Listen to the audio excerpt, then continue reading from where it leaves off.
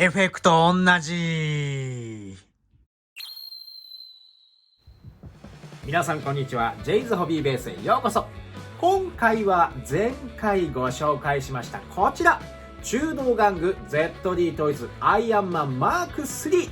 いやー、コストパフォーマンスに優れた良品でしたね。さあ、こちらと同時に購入したこのスーツをご紹介します。中道玩具 ZD トイズアイアンマンマーク2です。イエーイ。このアイアンマンマーク2は後の数多くのパワードスーツの基準となる両手足のリパルサーの装備、人工知能ジャービスとのリンク、そして単独飛行走行を初めて成功させた記念すべきスーツです。カラーリングもまだなく、金属の色むき出しのこの姿はこれはこれで味がありますよね。基本的な作りはマーク3とほぼ同じだと思うんですが、僕はフィギュアーツでも他の玩具でもマーク2だけは持っていないので、今回は楽しみです。では早速パッケージから見ていきましょう。表はマーク3と同じくスーツがドーンと映ってます。でも背景はこちら虹色に輝くこのホログラムみたいな感じでかっこいいよね。中央のリアクターが内蓋に描かれてるのも同じシルバーでアイアンマンマーク2中道玩具と、横はこうめっちゃ綺麗。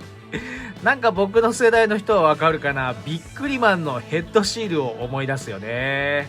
後ろマーク2の写真に版権シールもバッチリ。反対はアイアンマン、下もビッカビカ。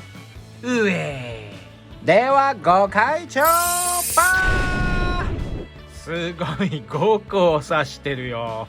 このパッケージのデザイン本当に好き。中はマーク3と全く同じ構成ですね。本体と付属品。じゃあもう早速中を見ていきましょう。まずは造形を見ていきましょう。カラーリング以外のスーツのデザインはマーク3とほぼ同じですね。ただ全体に付けられているビレット加工はマーク2オリジナルといったところでしょうか。お顔はどうでしょうか。目のクリアパーツは変わらずですね。頭頂部にもビレットの加工があってサイドにもついています。マーク2はビレットの代わりにモールドの墨入れなどはありませんね。体はどうでしょう。胸部中央のアークリアクターは変わらずクリアパーツでできています。全体はメタリックシルバーで塗装されていますが、この細かなビレット、いやー、プロトタイプって感じがして、これはいいですね。こういったモールドにはブラックで塗装がされています。腕はこんな感じ。上腕、そして前腕にも細かく加工が施されていますね。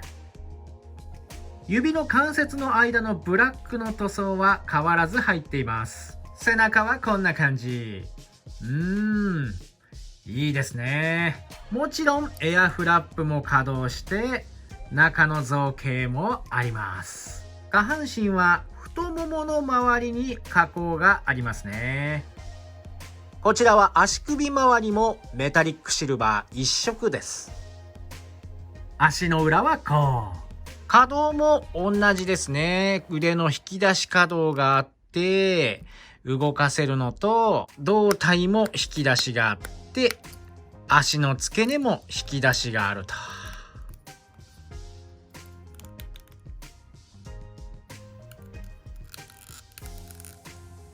僕の個体差なのか、このマーク2の足首はマーク3よりもはるかに緩いですね。パーマネントマットバーニッシュをつけた方がいいかな。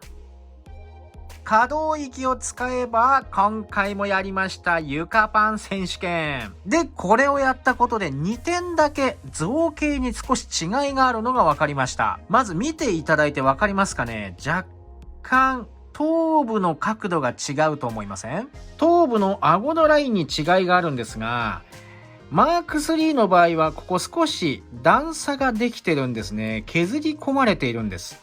しかしマーク2の場合はあまり段差がなく平坦になっているので、この部分が首に干渉してマーク3ほど横を向けなくなっています。なのでマーク3の際にただでさえ正面に向くのがきつかったのが、さらに向けなくなってマーク2では本当に下を向くしかなくなってしまいました。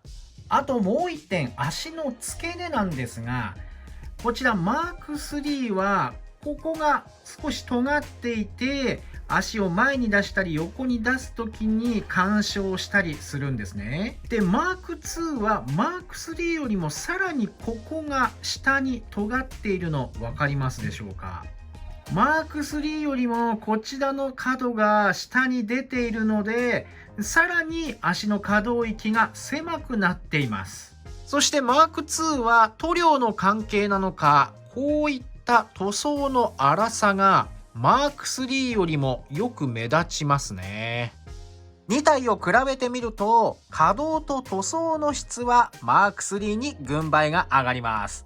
でもマーク2はこれはこれでかっこいいよね。今度は一部駆け足で付属品を見ていきましょう。交換用のハンドパーツ、開き手。こちらはまっすぐに伸びたバージョンですね。造形はもちろん、指の間のブラックの塗装とリパルサーのライトブルーの塗装もバッチリです。後のハンドパーツはダイジェストで、これと、これと、エフェクト同じ。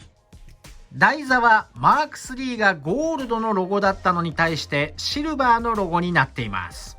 はい、こんな感じ。最後はいくつかポージング。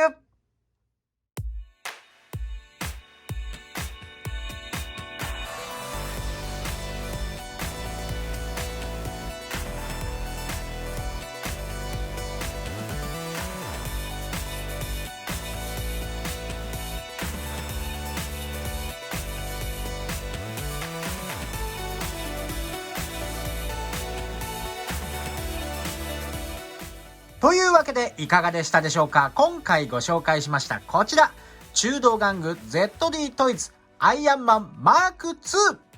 マーク3と同じく遊びやすい良品でしたね。若干の可動や塗装の質はマーク3に軍配が上がりましたが、マーク2にしかないこのビレットの造形だったり、そもそもこのメタリックシルバーはとっても綺麗な色だと思います。また箱ね。